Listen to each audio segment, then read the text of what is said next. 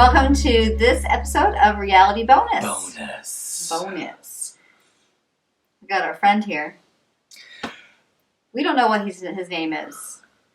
We've thought of several different names. We call him our butler. Linda called him Fred a few minutes ago.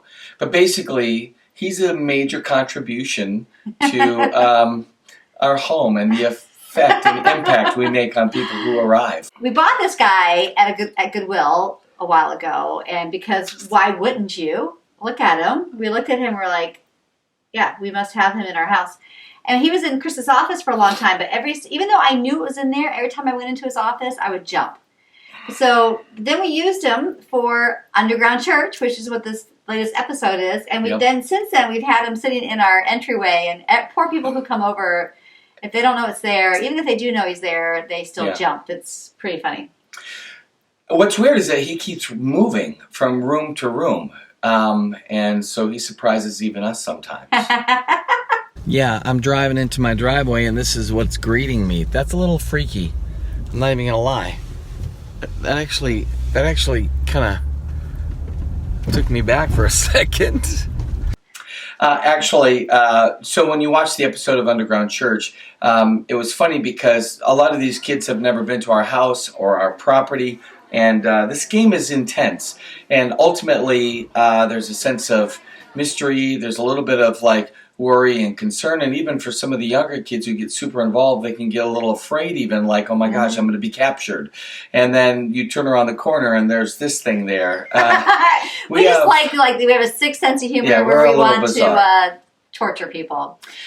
But we were exposed to this game way back in college. I remember our campus minister asking if we wanted to go to this game called Underground Church, and we were like, okay, and whatever. And we were at someone's house. They had a couple acres, and we loved it. We immediately fell in love with this game. And so and then years later, when we got involved more in youth ministry, we decided to resurrect it and bring it back. And we have used it for years. We've used it all over the country with multiple size groups. We've used it up to about 200 kids at one point, a couple times, down to 30 kids. We did it for a birthday party one year for one of our daughters. Yep.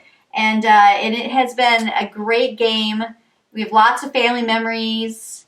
Poor Hannah. Hannah, our oldest, has a memory when she was about 10 years old playing it in Oklahoma City area. And she remembers she got so scared and she was laying on the ground. She was so afraid of being caught but she had to go to the bathroom. And so she decided that she would just pee her pants instead of get up because she didn't want to get caught. That's how intense it is. Yeah. I'm not sure she's going to be happy we disclosed that. Oh, well. The thing about the game is, though, there's so much to it. It's not just kind of a mix between hide and seek and whatever. Capture the flag, and manhunt. But it's got a really strong teaching dynamic to it, and also it's there's a little truth to the way that some people try to gather. In certain countries, it's not a lot of freedom when it comes to religious gatherings. And so, a big part of our faith was about people who were trying to get together and go to Mass and celebrate their faith. But there was a lot of fear because people would betray you. You were being hunted. We don't really appreciate that kind of intensity and commitment to our faith, I think, because it's easy. We're in at least right now, a free country where we can go and gather. Maybe you're a part of a different type of church, and you don't have to worry as a general rule to go and gather. There's always going to be creeps doing bad things all over. It doesn't matter if you're in a free state or not, but the game is pretty awesome. I like it. It's a fun game, but it's also, for me, it's a great stepping stone into talking about the gifts that we've been given in this country. And I still think that America is the greatest country in the world. I think that we give the most opportunity for people to excel and succeed. And yeah, there are struggles and concerns and difficulties, but we're blessed here with abundance. And so when we get together with these kids, we just want them to see really in a weird way, just one component of the ways that it's good here, which is if you wanted to gather for a religious event, we can do that here in this country without fear. Yeah, it is good for the students to kind of experience that. I mean, people love just playing hide and seek. I still love playing hide and seek. If I was in better shape, I would probably want to play. But for them, it takes it past the game, and there's such an emotional thing there. It's not that emotional reaction to the game is important. It's a great stepping stool, like you said, for teaching.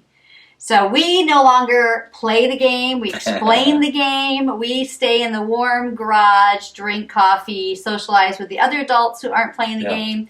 The first year we played it here, the kids were apprehensive. They didn't know what to expect. Second year, they came in the camo, ready to go. Yeah. And it's always fun to play with a group of kids who don't know what they're doing and a group of kids who do, because that dynamic works really fun. I remember one year in Oklahoma, I was explaining the rules to the game to the adults, and I was showing them, because they were going to be adults supervising the game as the night went on, and these adults had no experience with it, and we're walking around. I'm showing them the different borders that we've established so that they would be able to keep an eye on it, and they were the whole time so critical. I don't know if this is a good idea. This sounds really dangerous. I don't know if this is really, maybe we shouldn't play this game. And I was like, listen, we've done this a lot. Like, this is going to be okay. It's going to be a success. They're going to get into it, and everyone's going to be okay. By the end of that night, I remember I had to take aside a couple of these adults and say, listen, it's a game. You got to stop. You got to calm down. They were so intense. They're literally grabbing students and like throwing them to the ground. And I'm like, listen, you got to control yourself here. It's a game. They had gotten so involved in it, and yet they had started out so apprehensive. And it's just, yes. I love that. So they're in jail now. And, now, what was interesting when we did it when we were younger, and we did this game, I don't know, maybe once or twice, but we ended up getting a small child. It must have been a kid of the person who owned the property. And there we were as, we were dating, and we were assigned a child. We were supposed to be a family. Responsible for this child, and had to hide and not get caught, and then find where the church was going to gather. It was bad. Oh, it was. I had the kid on my back, and I was running around. Yeah, I think it was like the first 30 seconds of the game, we were separated. Me and Chris were separated. And so for the remaining 2 hours of the game, Chris, you're like you said, carrying him on the back, small child, running for his life with the child on his back, and I'm by myself hiding in the bushes. Yeah. It was almost like The Handmaid's Tale, except different. Oh, it was pretty fun. Yeah. Look, in the end, this may not be your cup of tea, but it's kind of some of the fun stuff that we do out here on the Happy Place Homestead, because I get so choked up talking about it, because it's not just work out here. Actually, at this point, you might be wondering, do you ever work? But we do a lot of work. We just like, here's an episode of us taking out the garbage. Here, we're recycling. And here, we're getting a goat back in the pen. Again. Yeah, this morning, Sebastian was They were both out, yep. Mm-hmm. Anyway, we like to have these fun events, and partly it's, sometimes when you get tired of, like, let's just go to the store, go to the mall, let's go to a movie. I mean, it's almost like the same old thing. And so I think what's great, Linda, is always trying to think of some sort of new adventure that we can try as a family. Maybe it's not for you, but ultimately I think the encouragement is find something that you can do as a family or in a community, build relationships, and just have a blast. And I like events where you can kind of process and talk about it. We went to one of those those rooms in the mall where you have to try to the escape room. Mm-hmm, mystery rooms or whatever. I mean, that's a kind of a cool opportunity where you try to solve a problem and get out and get people involved. So I don't know what it'll be for you, but for us, maybe once a year or once every other year, we'll do this game. And who knows, if you're in the area and it's going to happen, swing on by and you can join the fun. Mm-hmm. So, in fact, we were just recently at an event and somebody said, I love that soup night that you guys do. I think we're going to do that in our area. And that's part of why we were sharing some of these things, just to open up your doors a little bit and make room when you want to for an activity to kind of get to know your neighbors. So, listen, we're grateful you're a part of our little family, and we thank you for watching the show. We're getting ready to hopefully explore a possibility for a season 2, and we'd love your input. So if you can think of something you'd like to see, go ahead and let us know. I know that when we've watched certain shows, I keep thinking, gosh, I wish we could see a little more of that. Mm-hmm. So maybe that's for you. Let us know. We read all the comments. We're the ones who respond to everything. Like, subscribe, share. We'd appreciate it. So have a blast. Thanks. You talked way too much. He's camera shy. He's like a deer in the headlights. Yeah, I was like, yeah, I'm not going to move at all until tonight when you guys are sleeping.